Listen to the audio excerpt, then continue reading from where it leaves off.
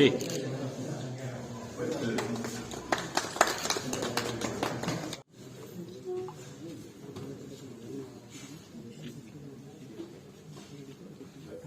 Coordination हमारे government media as well as जो private media उनके आपस में जो लाइजनिंग है उसके ऊपर होगा। शेड्यूल ये बना लो कि डेली जब वीकली हमने 2 स्टोरी पास निकाली है और वो इसी तरह से कवरेज जैसे आपकी जैसे वो कवरेज होती है इसको भी उसी लेवल पे कवरेज होनी चाहिए। और अदरवाइज तो हम ये सोचेंगे ना कि न्यूज अगर हम देखेंगे ना अगर हम 10 मिनट चैनल देखेंगे तो 10 चैनल देखेंगे तो हमें लगेगा यार सारी न्यूज नेगेटिव चल रही है, ये क्राइम हो रहा है। आप उसका जो है ना उसकी जो इम्पोर्टेंस है उस हिसाब से जो कवरेज होनी चाहिए जैसे आप करते हैं। सिर्फ एक ब्रेड विनर का बना है, बाकी का नहीं है। वही हम बता रहे हैं सर, वही 100%। Thank you ma'am. To say a few words on governance and media dynamics in Samba. कि हमने 100% सैचुरेशन कर ली तो कहीं ना कोई मीडिया का ऐसा बीच में आता है कि देखो जी ये तो झूठ है, ये देखो ये प्लान बंदा है, इसका नहीं हुआ है। तो आपको ये थोड़ा सा समझना चाहिए कि एक टारगेटेड पॉपुलेशन का नंबर कैलकुलेट किया जाता है किसी बेसिस पे कि पिछला सेंसस ये था उसके ऊपर इतना % हमने ऐड किया तो हमारी ये नंबर होगा। वो एग्जैक्टली एब्सोल्यूट नंबर नहीं हो सकता है, जरूरी नहीं है कि वो बिल्कुल एक तरह इस समय जरूरत है जिस चीज की। आप सब लोग यहाँ पे आए, आपका बहुत हार्दिक अभिनंदन और बहुत धन्यवाद कि आप एक बहुत अच्छे एक इंटरएक्शन के लिए जिसमें आपको ज्यादा क्लोजली पता चले। ऐसा नहीं है कि आपको पता नहीं है, आप कवर कर रहे हैं, आपकी नजर रहती है हर चीज के ऊपर, आपको ग्राउंड लेवल पे क्या हो रहा है वो पता होता है।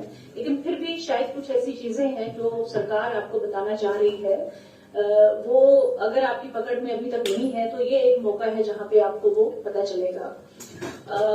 मैं ये एक स्टेटमेंट यहाँ देना चाहूंगी, मैं ये कहना चाहूंगी कि ये जो एरा चल रहा है, ये जो फेज चल रहा है, ये एक रेवोल्यूशनरी फेज चल रहा है, ये एक ट्रांजिशन का फेज चल रहा है, ये एक बहुत बड़े बड़े रिफॉर्म्स का फेज चल रहा है। शायद इतने रिफॉर्म्स एक साथ आपने पहले कुछ सालों में नहीं देखे होंगे।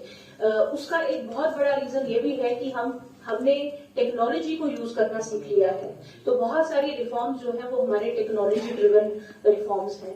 तो कितना ज्यादा जरूरी है कि लोगों के बीच ये बात आप पहुंचा पाएं और उनको बता पाएं कि इतनी सारी जो सर्विसेज सरकार ने ऑनलाइन कर दी हैं उनको कैसे यूज करना है। जैसे आपको शायद इससे पहले बात हुई होगी कि 225 सर्विसेज 225 सर्विसेज हैं अलग अलग महकमों की जो कि ऑनलाइन है, जिसमें रेवेन्यू डिपार्टमेंट भी है।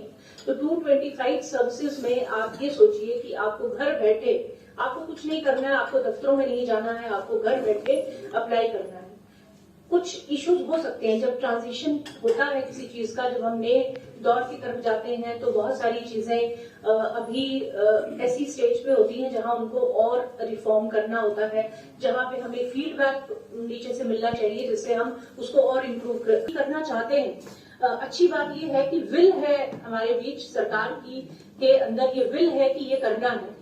ये सब किस लिए करना है? इसलिए करना है कि जो सिटीजन्स हैं उनको सुविधाएं उनके अपने मोबाइल, मतलब आप जानते हैं कि स्मार्टफोन जो है वो एक हमारी जिंदगी का एक सबसे बड़ा हिस्सा बन चुका है। तो यही स्मार्टफोन जो हम एंटरटेनमेंट सोचते हैं कि ये एंटरटेनमेंट देता है, ये हमें सिर्फ कनेक्ट करता है कि फोन पे हम बात कर सके, कम्युनिकेशन करता है, उसके अलावा ये आपको सुविधाएं देता है, ये आपको सर्विसेज देता है। तो it is actually a service provider. तो स्मार्टफोन आज की डेट में आपका सबसे बड़ा सर्विस प्रोवाइडर है जिसके अंदर आपकी 225 सर्विसेज हैं। तो इन 225 सर्विसेज को आपने कैसे अवेल करना है और उसके बीच में क्या गैप है हमारे ये सुविधाएं देने में और लोगों का इनको अवेल करने के बीच। जो पत्र सूचना कार्यालय द्वारा, जो जम्मू ऑफिस के द्वारा आज इस मीडिया वर्कशॉप का आयोजन यहाँ पर सांबा में किया गया। ये जो वर्कशॉप है, ये वार्तालाप जिसको हम बोलते हैं, इसका मुख्य उद्देश्य ये है कि हम रूरल एरियाज़ में, बॉर्डर एरियाज़ में और डिस्ट्रिक्ट लेवल पर सीधा जाएं, मीडिया के साथ वार्तालाप करें, उनके सामने डिस्ट्रिक्ट एडमिनिस्ट्रेशन द्वारा चलाई जा रही कुछ परियोजनाओं के बारे में प्रेजेंटेशन कराएं या उसके बारे में डिटेल्स उनसे शेयर करें।